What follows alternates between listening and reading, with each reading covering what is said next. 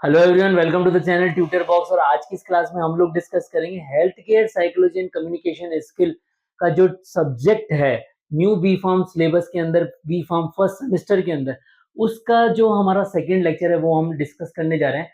Last class में हम लोगों ने डिस्कस किया था कि व्हाट इज साइकोलॉजी, क्या है साइकोलॉजी की डेफिनेशन, क्या है, what is the scope of psychology and what is the relevance of psychology, particularly health care psychology in the field of health care. और फार्मा में आपको क्यों पढ़ाया जा रहा है वो हम सबने डिस्कस किया था लास्ट क्लास में।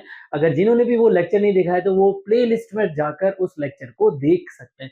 आइए यहाँ इस लेक्चर में हम लोग डिस्कस करेंगे branches of psychology relevant to health care. मतलब हेल्थ केयर साइकोलॉजी की कौन कौन सी ब्रांचेस हैं वो सब कुछ हम डिस्कस करेंगे। तो यहाँ पर आप क्या क्या देखने वाले हैं इस लेक्चर के अंदर कि जो डिफरेंट ब्रांचेस हैं हेल्थ केयर साइकोलॉजी की, जो ब्रांचेस हैं वो कौन कौन सी है, एक्सप्लेन करेंगे कि क्लिनिकल साइकोलॉजी का स्कोप क्या है, और हम ये डिस्कस करेंगे कि हेल्थ साइकोलॉजी का रोल क्या है पर्टिकुलर हेल्थ केयर के अंदर। बिहेवियर साइकोलॉजी के प्रिंसिपल को हम यहाँ पर डिस्कस करेंगे आज के इस लेक्चर में, और डेवलपमेंटल साइकोलॉजी के बारे में डिस्कस करेंगे कि उसका लाइफ स्पान में क्या रोल होता है। इसके अलावा हम साइकोलॉजी को जो है, जो सारी इसकी ब्रांचेस है उसको रिलेट करेंगे कि हेल्थ केयर प्रैक्टिस में ये चारों की चारों ब्रांचेस किस तरह से इन्वॉल्व होती है और क्या काम आती है।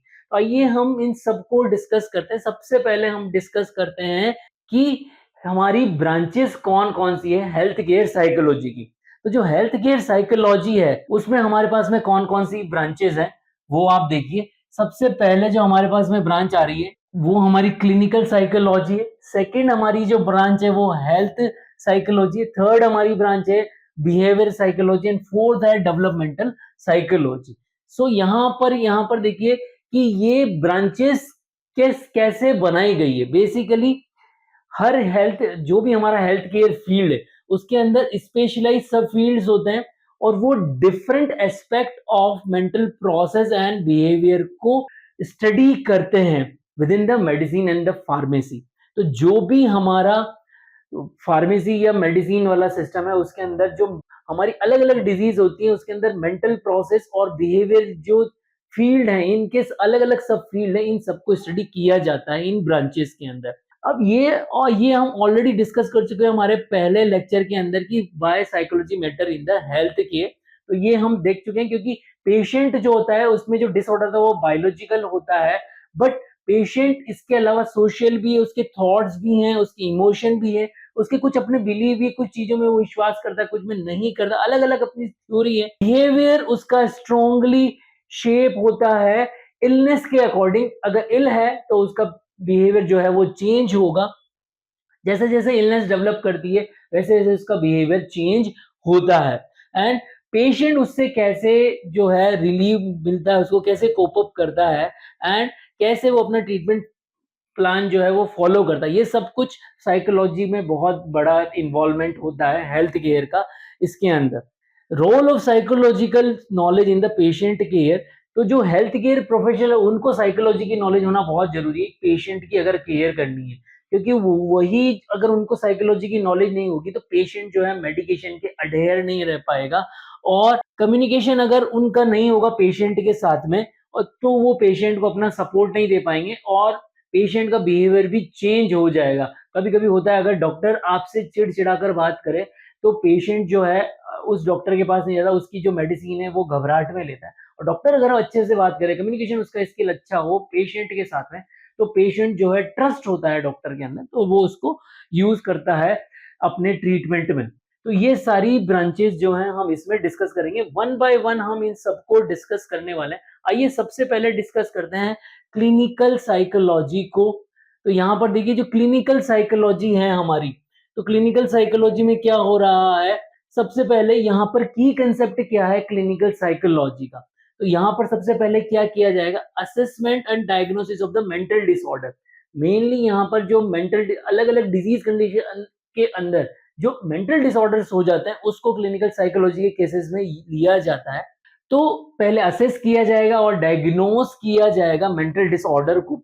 एविडेंस बेस्ड साइकोलॉजिकल थेरेपी दी जाएगी, सीबीटी दिया जाएगा यहाँ पर कि किस तरह का एविडेंस है और किस तरह की थेरेपी जो साइकोलॉजिस्ट देगा, मेडिसिन का ट्रीटमेंट नहीं, साइकोलॉजी के थ्रू ट्रीटमेंट जो होगा, पेशेंट का स्ट्रक्चर इंटरव्यू किया जाएगा और स्टैंडर्डाइज्ड टूल के थ्रू जो है उसकी साइकोलॉजिकल जो मेंटल प्रोसेस है, मेंटल डिसऑर्डर है, उनको स्टेजेस दी जाएंगी, किस तरह का उसका डिप्रेशन है या कुछ और चीज है।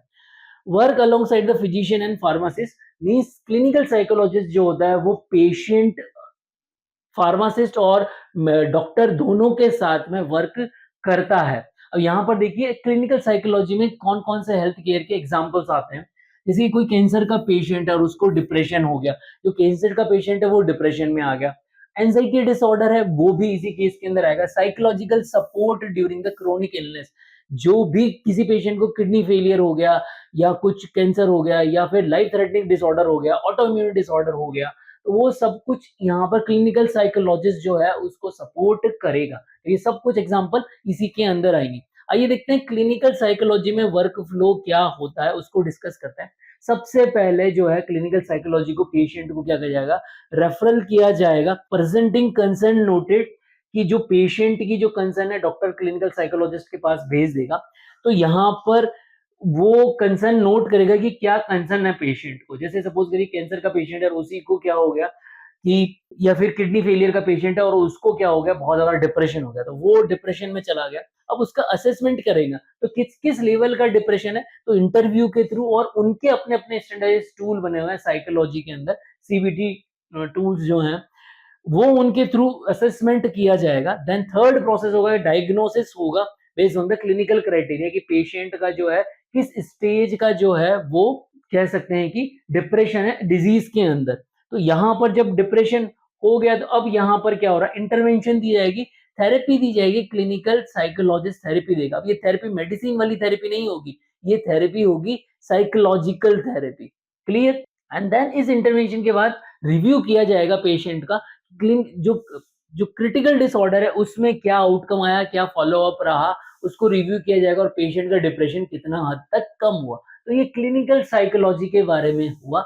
इन सभी साइकोलॉजी की एक एक केस स्टडी में आपसे इसी लेक्चर में डिस्कस करूंगा। पहले हम की कंसेप्ट देख रहे हैं, हेल्थ केयर एग्जांपल देख रहे हैं, और उस पर्टिकुलर ब्रांच का वर्क फ्लो क्या होता है ये हम देख रहे हैं। कभी आप लोगों के यूनिवर्सिटी एग्जामिनेशन में क्वेश्चन आ सकता है, write down the key concept, health care example and clinical psychological work flow.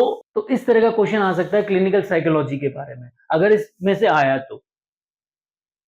अब यहां पर देखिए नेक्स्ट हम डिस्कस कर रहे हैं हेल्थ केयर साइकोलॉजी।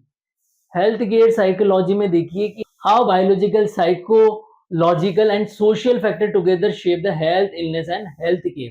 तो यहाँ पर की कंसेप्ट क्या है हेल्थ साइकोलॉजी का, बेसिकली जो ह्यूमन है उसमें डिजीज तो बायोलॉजिकल होती है, बट साइको सोशल इन्वायरमेंट भी होता है, क्योंकि जो पेशेंट है वो सोशल पर्सन भी है। Psycho social, bio psycho social approach जो है यहाँ पर लगानी पड़ेगी हेल्थ केयर साइकोलॉजिस्ट को। तो यहाँ पर क्या लिंक किया जाएगा, behaviour and health outcome, patient का बिहेवियर क्या है, फार्मासिस्ट और जो डॉक्टर है उसका पेशेंट के साथ में क्या बिहेवियर है, एंड आउटकम क्या आ रहा है उससे, क्योंकि जो पेशेंट है उस पर डॉक्टर, फार्मेसी, इन सबके बिहेवियर का भी जो है प्रभाव पड़ता है। तो उन सबको, उनके लिंक को चेक किया जाएगा कि पेशेंट का क्या बिहेवियर है मेडिसिन के साथ में और पेशेंट का डॉक्टर के साथ में क्या बिहेवियर है, दोनों को आपस में वाइस वर्सा मैच किया जाएगा।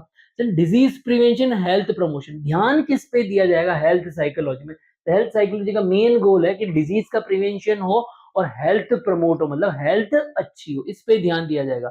और यहाँ पर ध्यान किया जाता है मॉडिफाइबल लाइफस्टाइल फैक्टर पर, फोकस किया जाता है मॉडिफाइबल लाइफस्टाइल फैक्टर पर। ये चारों चीजों को जो है इंपॉर्टेंस है यहाँ पर, ये की कंसेप्ट है हेल्थ साइकोलॉजी की। आइए अब देखते हैं इसके हेल्थ केयर के एग्जाम्पल क्या है। जैसे किसी पर्सन को स्मोकिंग छुड़ानी हो, स्मोकिंग सेसेशन प्रोग्राम हो, लाइफस्टाइल मॉडिफिकेशन और स्ट्रेस मैनेजमेंट हो, तो ये सब किसमें आएगा, हेल्थ केयर साइकोलॉजी के अंदर आएगा। अब देखिए इसका वर्क फ्लो देखते हैं, health care, health bio behavioural cycle का जो है हेल्थ केयर साइकोलॉजी का हम वर्क फ्लो देखते हैं। तो सबसे पहले क्या किया जाएगा, अवेयरनेस दी जाएगी कि हाई हेल्थ रिस्क आइडेंटिफाई की जाएगी और एक्सप्लेन किया जाएगा। जैसे सपोज करिए कोई पेशेंट जो है डायबिटिक की कैटेगरी में आ रहा है या प्री डायबिटिक जोन में आ गया। तो अब जब उसने हमने टेस्ट कराया और उसका HbA1c लेवल जो है अगर 6.1 निकला, तो डॉक्टर उसको कहेगा कि आप प्री डायबिटिक जोन में हो और आप जो है अब अपना जो है डाइट प्लान डिसाइड करो।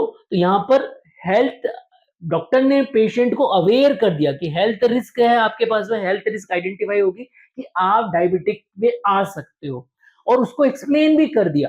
बट अब यहाँ हो सकता है कि डॉक्टर के समझाने से अगर डॉक्टर ने ही अपनी हेल्थ साइकोलॉजी अप्रोच ली और डॉक्टर ने ही ये बता दिया, तो डॉक्टर ने ही हेल्थ साइकोलॉजी का यूज कर लिया। अदरवाइज डॉक्टर जो है उसको हेल्थ साइकोलॉजी के पास में भी, साइकोलॉजिस्ट के पास में भेज सकता है। तो अब यहाँ पर डॉक्टर ही पेशेंट को मोटिवेशन दे सकता है थ्रू हेल्थ साइकोलॉजी को। तो यहाँ पर पेशेंट को डिसाइड टू चेंजेस। डॉक्टर ने अवेयरनेस बता दी, डॉक्टर ने रिस्क बता दी कि अगर आप नहीं करोगे तो आप हाई रिस्क कैटेगरी में आ रहे हो, आपका कोलेस्ट्रॉल भी ज्यादा आ रहा है, HDL और LDL का लेवल भी चेंजेस आ रहा है और आप हाई कोलेस्ट्रॉल वाले रीजन में भी आ रहे हो, तो इन फ्यूचर जो है आप डायबिटिक भी हो सकते हो और हाइपरलिपिडेमिया के केस में भी हो सकते हो। तो डॉक्टर उसको मोटिवेशन देगा कि थ्रू लाइफस्टाइल चेंजेस आप इनको चेंज कर लो। तो पेशेंट को मोटिवेट करेगा कि अगर आपको डिजीज से बचना है, दवाइयों से बचना है, तो आपको क्या करना पड़ेगा, चेंज करना पड़ेगा। तो पेशेंट डिसाइड टू चेंज, यही सबसे इंपॉर्टेंट फैक्टर है कि पेशेंट को मोटिवेशन देना है। जनरली पेशेंट मोटिवेशन नहीं ले पाता। तो अब क्या करेगा, अगर पेशेंट मोटिवेट हो गया तो उस केस में क्या होगा, बिहेवियरल चेंज आएगा। पेशेंट अपनी हैबिट को चेंज करेगा। जैसे डायबिटिक वाला पेशेंट अगर प्री डायबिटिक जोन में है, तो उस केस के अंदर क्या होगा, पेशेंट जो है शुगर लेना कम कर देगा। हाई कोलेस्ट्रॉल वाला पेशेंट है तो वो कोलेस्ट्रॉल, लिपिड जो है, घी तेल जो है, फ्राइड आइटम जो है वो कम खाना स्टार्ट कर देगा। अगर ये सब कुछ वो रखता है तो मेंटेनेंस होगी उसकी, चेंज सस्टेन लॉन्ग टर्म। अगर इसी तरह का अगर उसने डाइट प्लान फॉलो किया, इसी तरह की लाइफस्टाइल फॉलो की, मतलब ये सब कुछ मेंटेन किया, तो उसको डिजीज नहीं होगी। तो पर्टिकुलरली हेल्थ साइकोलॉजी के अंदर awareness, motivation, behaviour change and maintenance, ये चारों चीजें होनी चाहिए। अगर ये चारों चीजें हैं तो पेशेंट जो है रिस्क जोन में नहीं जाएगा और डिजीज को प्रिवेंट कर लेगा। और डिजीज का प्रिवेंशन और हेल्थ प्रमोशन ही यहाँ का फोकस है, और मॉडिफाइबल लाइफस्टाइल फैक्टर। तो ये इस तरह से आप समझ सकते हैं। आइए अब देखते हैं नेक्स्ट ब्रांच वो किस तरह से इन्वॉल्व है हमारे साथ में। तो यहाँ पर देखिए आप, behaviour psychology is the next branch. अब यहाँ पर बिहेवियर में क्या सीखा जाता है कि लर्न किया जाता है एंड चेंज किया through interaction with the environment. तो अब यहाँ पर की कंसेप्ट क्या है बिहेवियरल साइकोलॉजी के, लर्निंग थ्रू री एंड पनिशमेंट। यहाँ पर री एंड पनिशमेंट, ये दो चीजें होती है, इसके थ्रू लर्न किया जाता है। तो दो चीजें हैं यहाँ पर, classical conditioning and operant conditioning. तो अब देखिए री एग्जाम्पल, आप देखिए इसके कि हेल्थ केयर एग्जाम्पल क्या है कि यहाँ पर जैसे किस तरह से बिहेवियरल साइकोलॉजी में इन्वॉल्व होते हैं। जैसे कि पेशेंट का मेडिकेशन अडेरेंस, बहुत सारी बार हम पेशेंट को मेडिसिन देते हैं तो पेशेंट मेडिसिन के अडेयर रहता है, पेशेंट मेडिसिन लेता है और कुछ केस में पेशेंट मेडिसिन नहीं लेता, कभी वो भूल जाता है और कभी वो जानबूझकर भूलता है। तो यहाँ पर पेशेंट का मेडिकेशन अडेरेंस नहीं, पेशेंट जो है मेडिसिन सही से नहीं ले रहा है। हैबिट मॉडिफिकेशन, पेशेंट की हैबिट भी जो है मॉडिफाई करनी, वो भी इसमें आएगा। और सपोज करिए कोई पर्सन मोटा है, उसको वेट मैनेजमेंट करना है, तो वेट मैनेजमेंट के प्रोग्राम भी जो है हमारा बिहेवियरल साइकोलॉजी के अंदर आएंगे। तो अब देखिए यहाँ पर किस तरह का जो है मॉडल यूज किया जाता है, री मॉडल यूज किया जाता है और बिहेवियर मॉडिफिकेशन टेक्निक है। तो दो तरह की टेक्निक यहाँ पर यूज की जाती है। पहली टेक्निक है हमारी एड स्टिमुलस और दूसरी है रिमूव स्टिमुलस। दोनों को समझिएगा। एड स्टिमुलस क्या है, तो एड स्टिमुलस के दो टाइप हो गए, पॉजिटिव री एंड सेकेंड है नेगेटिव री। अब पॉजिटिव इन्फोर्समेंट के अंदर आप देखो कि इसमें लिखा है कि add a pleasant stimulus and behaviour increase. Positive reinforcement में क्या होगी, पेशेंट को हम कुछ रिवार्ड दे रहे हैं, पेशेंट को हम क्या कुछ दे रहे हैं, रिवार्ड दे रहे हैं। हमने यहाँ पर एक रिवार्ड दिया, मतलब कि पेशेंट जो है वो ड्रग ले रहा है और ड्रग लेने से मतलब पेशेंट को मेडिसिन प्रेस्क्राइब की और पेशेंट जो है वो ठीक हो गया। तो जो उसका ठीक होना है वो उसका क्या हो गया कि पेशेंट को बताया गया कि अगर आप मेडिकेशन के साथ अडेयर रहोगे तो आप ठीक हो जाओगे। तो ये उसको क्या हो गया, रिवार्ड मिल गया, तो इससे बिहेवियर में चेंज आ गया। अब नेगेटिव रीइंफोर्समेंट क्या है, remove unpleasant stimulus and behaviour increase. तो यहाँ पर क्या हो रहा है कि नेगेटिव रीइंफोर्समेंट में हमने क्या कर दिया कि पेशेंट जो है उसका रिमूव कर दिया अनप्लीजेंट स्टिमुलस, जैसे कि कोई पेशेंट है उसको पेन हो रहा है, तो हम ये कह रहे हैं कि अगर आप मेडिसिन लोगे तो आपका पेन खत्म हो जाएगा। जैसे माइग्रेन का केस है, माइग्रेन के केस में अगर पेशेंट का पेन खत्म हो गया, तो जो हम क्या हो गया, पेन अगर जो पेन जो है वो खत्म हुआ, तो वो अनप्लीजेंट स्टिमुलस था वो खत्म हो गया, तो इसलिए पेशेंट क्या होगा, पेशेंट मेडिसिन के साथ अडेयर रह जाएगा और पेशेंट का क्या होगा, बिहेवियर अच्छा हो जाएगा, मतलब पेशेंट मेडिकेशन के साथ अडेयर रहेगा। दूसरा क्या है कि हमने स्टिमुलस को रिमूव कर दिया, तो पहला था ऐड स्टिमुलस और दूसरा है रिमूव स्टिमुलस। अब पॉजिटिव पनिशमेंट क्या होता है कि add N unpleasant stimulus and behaviour in decrease. यहाँ पर देखिए एग्जांपल लीजिए, सपोज कोई पेशेंट है, साइकेट्रिक पेशेंट है, और वो पेशेंट क्या कर रहा है, वो पेशेंट हॉस्पिटल में हंगामा कर रहा है। तो अब डॉक्टर ने कहा कि अगर आप हंगामा करेंगे तो आपके पास में क्या होगा, पेनल्टी लगेगी। तो अब हमने यहाँ पर क्या किया, रिमूव पेनल्टी लगाने का क्या दिया, उसे स्टिमुलस दिया। तो उस पेनल्टी लगाने के स्टिमुलस से क्या हुआ, उसका बिहेवियर चेंज हुआ और उसने हंगामा करना बंद कर दिया। तो यहाँ हमने पनिशमेंट का पॉजिटिव स्टिमुलस दिया कि हम पनिशमेंट दे रहे हैं पेशेंट को, तो उससे क्या हुआ, उसने हंगामा बंद करना बंद कर दिया, क्योंकि उसे लगा कि पेनल्टी लगेगी तो पैसे लगेंगे, तो उसने अपना बिहेवियर डिक्रीज के लिए, मतलब उसने हंगामा नहीं किया। सेकंड, इसी केस में नेगेटिव पनिशमेंट क्या है, जैसे सपोज करिए कोई बच्चा है और कोई बच्चा जो है घर पर होमवर्क नहीं कर रहा है और मोबाइल ज्यादा देख रहा है, तो यहाँ पर जो बच्चे को अच्छा लग रहा है वो चीज हमने रिमूव कर दी, रिमूव अ प्लीजेंट स्टिमुलस। बच्चे को मोबाइल अच्छा लग रहा था, बच्चे के लिए मोबाइल अच्छा है, बट माता पिता ने क्या किया, उसका मोबाइल हटा लिया। तो अब मोबाइल हटा लिया तो अब जब बच्चे के पास एक दिन तक मोबाइल नहीं रहा तो बच्चा करेगा क्या दिन भर, थोड़ा बहुत तो पढ़ेगा ना, तो उसका पढ़ने का टाइम इंक्रीज हो गया। तो यहाँ पर हमने क्या किया, हमने प्लीजेंट स्टिमुलस को रिमूव किया, इसलिए बिहेवियर डिक्रीज हो गया, तो इसे बोलेंगे नेगेटिव पनिशमेंट। तो यहाँ पर रिवार्ड और पनिशमेंट के थ्रू बिहेवियर को चेंज किया जाता है, तो इसे बोलते हैं बिहेवियरल साइकोलॉजी। तो ये बिहेवियरल साइकोलॉजी का प्रोसेस है, इन सबकी केस स्टडी हम लोग पढ़ेंगे। आइए देखते हैं नेक्स्ट जो हमारी डेवलपमेंटल साइकोलॉजी है उसको हम डिस्कस करते हैं। अब यहाँ डेवलपमेंटल साइकोलॉजी में क्या हो रहा है कि इसके की कंसेप्ट क्या है कि how people grow and change physically, cognitively, emotionally and socially across the life. जब से पैदा हुआ और जब तक मरेगा तब तक उसका डेवलपमेंट में क्या क्या चीजें चेंज हो रही, किस तरह से फिजिकल चेंज हो रहा है, कॉग्निटिवली किस तरह से चेंज हो रहा है, इमोशनली किस तरह से चेंज हो रहा है और सोशली किस तरह से चेंज हो रहा है। तो यहाँ की कंसेप्ट क्या है डेवलपमेंटल साइकोलॉजी के, development across the entire life span, पूरी लाइफ स्पान के दौरान हम इसका डेवलपमेंट देखेंगे। Cognitive development, emotional, social change, इसको नोटिस किया जाएगा। एज स्पेसिफिक साइकोलॉजिकल नीड, बच्चे की नीड, साइकोलॉजिकल नीड अलग होती है। थोड़ा बच्चा बड़ा हुआ फिर उसकी नीड अलग होती है, उस बच्चे को खेलने वाले बच्चे चाहिए। और बड़ा बच्चा हुआ, अब उसको अपना करियर बनाने का जो है थोड़ा स्ट्रेस है, तो उसके अकॉर्डिंग उसकी साइकोलॉजिकल नीड चेंज हो गई। अब और ज्यादा बड़ा हो गया, अब जॉब करने लग गया, शादी हो गई, तो फिर उसका जो है साइकोलॉजिकल नीड चेंज हो गई।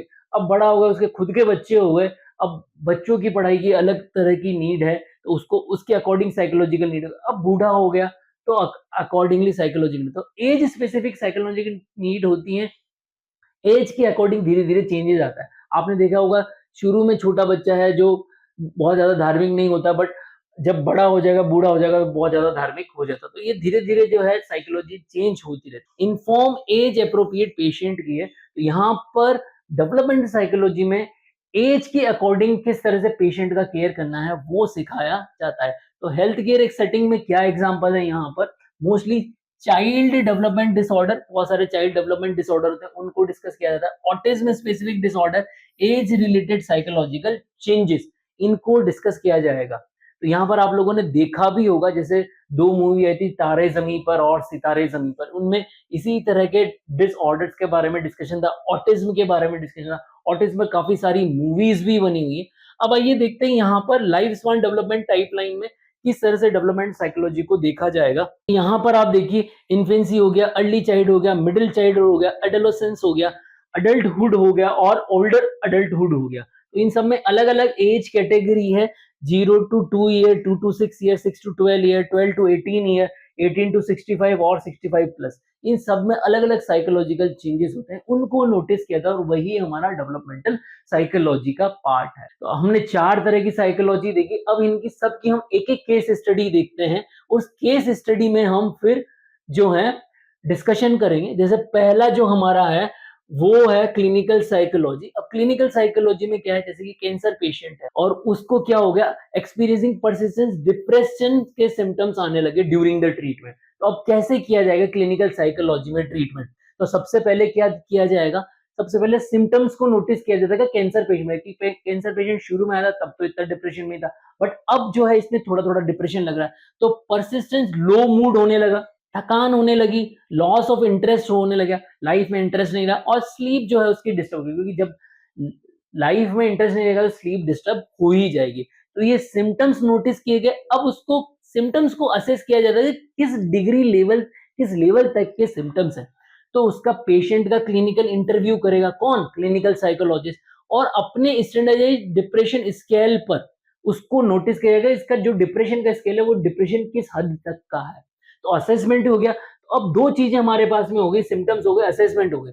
अब जो है क्लिनिकल साइकोलॉजिस्ट इंटरवीन करेगा कि उसको सीबीटी दी जाएगी, कॉग्निटिव बिहेवियरल थेरेपी दी जाएगी। एक सीबीटी थेरेपी होती है क्लिनिकल साइकोलॉजी के अंदर, उसमें पेशेंट को स्पेसिफिक इंटरवेंशन दी जाती है और पेशेंट को डिप्रेशन से निकालने की कोशिश की जाती है थ्रू द साइकोलॉजिकल टूल्स।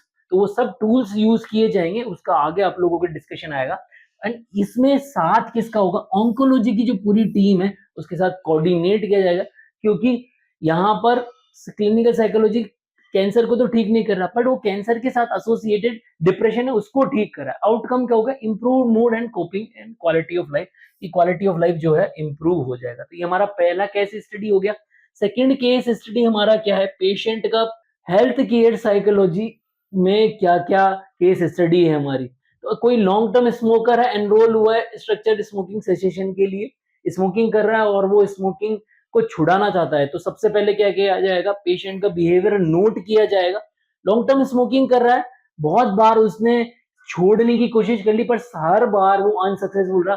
एक 10 दिन के लिए छोड़ता फिर वापस पीने लग जाता है, फिर महीने भर के लिए छोड़ता फिर वापस पीने लग जाता है। तो बहुत बार उसने कोशिश की पर वो छोड़ नहीं पाया। तो अब इंटरवीन किया जाएगा, पेशेंट को मोटिवेट किया जाए, और यही सबसे इंपॉर्टेंट स्टेप है कि पेशेंट को किस तरह से जो है हेल्थ केयर साइकोलॉजिस्ट जो है मोटिवेट कर रहा है। तो मोटिवेशनल इंटरव्यू लिया जाएगा और हेल्थ की एजुकेशन उसको प्रॉपर्ली दी जाएगी कि अगर उसने नहीं छोड़ा स्मोकिंग तो क्या-क्या उसका लंग्स में है, लंग्स की हेल्थ में क्या-क्या इश्यू हो सकते हैं। बिहेवियरल चेंजेस क्या होंगे, progress through the stages of the change toward the quitting, किस तरह से अगर वो क्विट करता है तो क्या-क्या उसकी स्टेजेस होंगी चेंज करने को लेकर, क्विटिंग करने को लेकर। तो वो सारा सब कुछ बिहेवियर चेंजेस क्या-क्या आएँगे, क्विट करेगा तो क्या-क्या चेंजेस आएँगे बॉडी में, वो भी उसको बताया जाएगा। और फाइनल आउटकम क्या होगा कि अगर वो क्विट करता है, हर बार क्विट करता है और उसको कुछ सिम्पटम आ जाते हैं, तो वो वापस स्टार्ट कर देता है। बट यहाँ उसको बिहेवियर चेंजेस आ रहे हैं, उसको पहले ही बता दिया जाएगा कि आप क्विट करोगे तो ऐसा आएगा।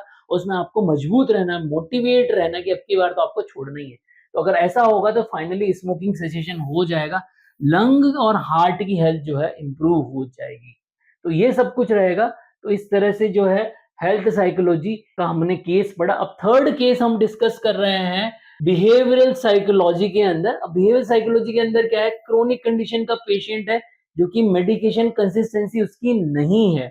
तो यहाँ पर क्या किया जाएगा, पॉजिटिव रीइंफोर्समेंट दिया जाएगा कि अगर पेशेंट जो है अगर मेडिसिन टाइम से लेता है तो उसको प्रेज किया जाएगा, उसकी तारीफ की जाएगी, उसको कुछ रिवार्ड्स भी दिए जाएंगे ताकि वो क्या करे कि कंसिस्टेंट मेडिकेशन लेता रहे। और उसके बिहेवियर की ट्रैकिंग की जाएगी कि उसके लिए उसको बताया जाएगा कि आपके अडहेरेंस के चार्ट क्या हैं, कि कितनी बार आप मेडिकेशन लेते हो, भूलते हो या नहीं हो। रिमाइंडर एप्स के थ्रू उसको रिमाइंड करा जाएगा कि आपको मेडिसिन लेनी है, और पिल्स की डायरी बनाई जाएगी कि इस तरह से आपको मेडिकेशन लेनी है। तो ये सब कुछ उसके साथ किया जाएगा। आउटकम क्या होगा, फाइनल अडहेरेंस की रेट कितना है, पेशेंट कितना अडहेर रहता है। पहले 7 दिन में से 1 दिन दवा लेता था, अब ऐसा करने के बाद 7 दिन में से केवल 1 दिन भूल रहा है। तो बहुत ज्यादा अडहेरेंस रेट बढ़ गई है। क्लिनिकल इंप्रूवमेंट होगा और फ्यूअर रीएडमिशन होंगे, बार-बार भर्ती नहीं होगा। तो उसको ये बताया जाएगा कि अगर आप ड्रग भूलोगे तो आपको इन पेशेंट बनना पड़ेगा, आपको हॉस्पिटल में एडमिट होना पड़ेगा। तो जब उसको इसका फियर रहेगा तो फियर से जो है वो, क्योंकि फियर भी देना पड़ेगा ना, पनिशमेंट हो गया एक तरह से ये, तो फियर होगा तो वो मेडिकेशन के साथ अडेयर रहेगा। तो ये हमारा हो गया थर्ड वन। लास्ट जो हमारा डेवलपमेंटल है उसको हम देखते हैं। यहाँ पर आप देखिए केस स्टडी हमारी क्या है कि आइडेंटिफाई किया है हमने कि पेशेंट को डेवलपमेंटल डिसऑर्डर्स हो गए, चाइल्ड को डेवलपमेंटल डिसऑर्डर हो गए। तो सबसे पहले कि बच्चा जो डेवलप कर रहा है वो बोल ही नहीं पा रहा, डिलेड हो गई उसकी स्पीच और लिमिटेड सोशल इंटरेक्शन है, बहुत कम बोलता है लोगों से, अकेला अकेला रहता है।